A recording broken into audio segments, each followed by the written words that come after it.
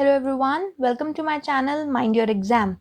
In this video, we will see how to count the total number of values that are present in Excel.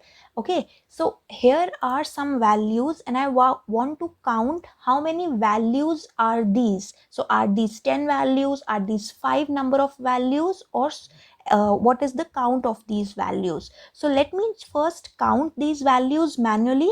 The number of values are 1, 2, 3, 4, 5, 6 and 7. So to count a large number of values, Excel has a built-in function which is named count. Okay, so to calculate the total number of values, you just need to press equal to or type equal to in the cell where you want to get the result, and then you write count.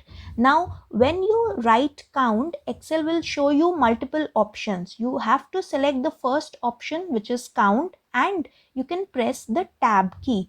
Now pressing the tab key on your keyboard will automatically complete the name of the function and start an opening bracket.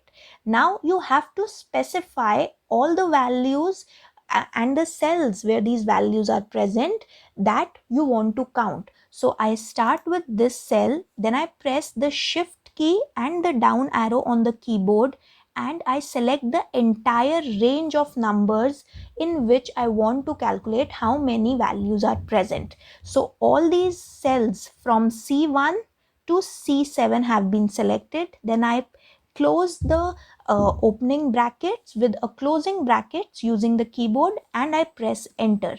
So you have got the result as 7. So in this way you can count how many values are present in your Excel sheet by selecting the correct range in which you want to count the values. So that's all for today's video. Thank you for watching. Till we meet in the next video. Mind your exam.